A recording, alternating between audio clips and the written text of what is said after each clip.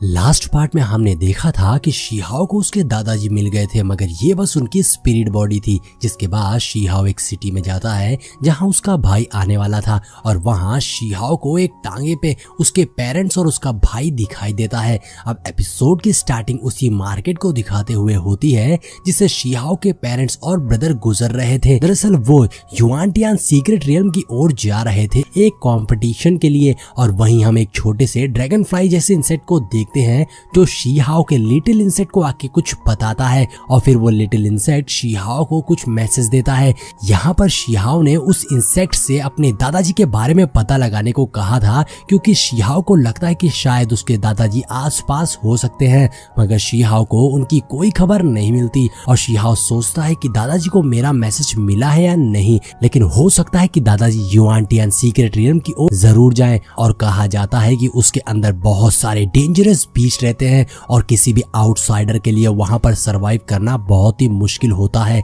और शीहाओ भी वहां जाने की तैयारी करता है और फिर वो स्टोन को सिल्वर फिनिक्स का ध्यान रखने को कहता है, जिसपे स्टोन कहता है तुम परेशान मत हो, मैं यहाँ सब संभाल लूंगा। अब अगले सीन में हम युआनटियान सीक्रेट रियल्म के मेन गेट को देखते हैं जहाँ बहुत सारे वॉरियर्स इकट्ठा हुए थे उस कॉम्पिटिशन के लिए। वहीं शीहाओ कुछ लोगों को बात करते हुए सुनता है कि फर्स्ट जनरेशन के टियानजियो फैमिली को बिना किसी टेस्ट के डायरेक्ट एंट्री मिल गई, मगर बाकियों को अंदर जाने के लिए टेस्ट देना होगा। जिसपे शीहाओ सोचता है कि दादाजी ना जाने आपको मेरा मैसेज मिला है या नहीं, मगर मुझे भरोसा है कि आप ऐसी अपॉर्चुनिटी को मिस नहीं करेंगे। और अब वहीं हम शीहाओ के पीछे एक वॉरियर को देखते हैं जो कि कोई और नहीं बल्कि शीहाओ के दादाजी थे, जिन्होंने खतरे को देखते हुए अपना रूप बदल लिया था ताकि कोई उन्हें पहचान ना पाए। और तभी शीहाओ को कुछ अजीब सी वृत्त महसूस होती है और जैसे ही शीहाओ पलट कर देखता है तो वहां पर उसके पेरेंट्स और ब्रदर थे, जिन्हें देखकर शीहाओ खुश होते हुए उनकी तरफ हाथ हिलाता है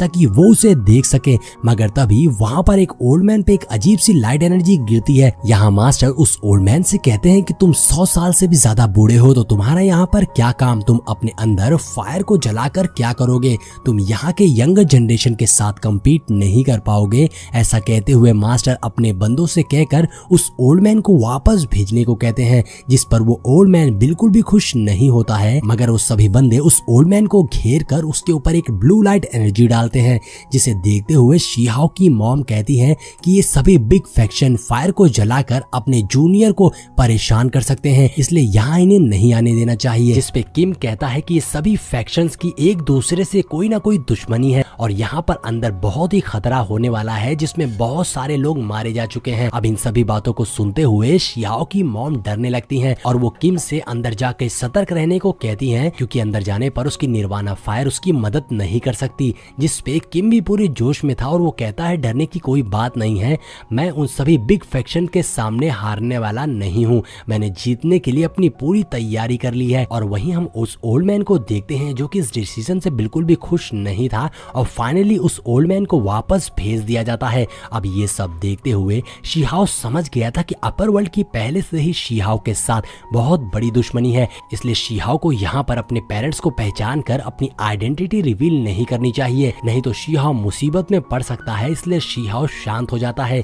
लेकिन तभी दूसरी ओर किम को कुछ महसूस होता है, जिसपे उसके फादर उससे पूछते हैं तो किम बात को टाल देता है। दरअसल यहाँ किम को भी शीहाओ की कुछ वृत्त महसूस हो गई थी, मगर वो इस बात पे ज्यादा ध्यान नहीं देता। जिसके बाद किम अपने पेरेंट के साथ आगे बढ़ता है। वहीं अब कुछ वॉरियर्स अंदर जाने से डर रहे थे क्योंकि अंदर बहुत खतरा था, इसलिए उन्हें लग रहा था कि अंदर जाने पर उनकी मौत हो सकती है। वहीं हम उस यंग लड़के को देखते हैं जो कि शीहाओ के पेरेंट्स को देखता है और अब वो भी अंदर जाने लगता है। वहीं शीहाओ भी अंदर जा रहा था। शीहाओ अपने छोटे भाई किम के बारे में सोच रहा था कि क्या वो सच में युआनटियान सीक्रेट रियल्म में जाना चाहता है, क्योंकि तुम्हारी जैसी स्ट्रेंथ है उसके मुकाबले तुम कैसे टियानजियो के फर्स्ट जनरेशन से कम्पीट कर पाओगे, ये ऐसा है जैसे तुम मौत के मुंह में जा रहे हो। अब इधर शीहाओ के पेरेंट्स और उसका भाई उस फॉर्मेशन में एंटर कर गए थे, लेकिन शीहाओ को अभी भी एक काइंड ऑरा महसूस हो रहा था और वो समझ नहीं पा रहा था कि ये ऑरा किसका हो सकता है। कि तभी उसे सामने वही यंग लड़का दिखता है जिसकी ब्रेथ शीहाओ को जानी पहचानी सी लग रही थी। और जैसे ही शीहाओ उसके काफी करीब से गुजरता है तो उससे पता चल जाता है कि ये यंग लड़का जरूर उसके दादाजी होंगे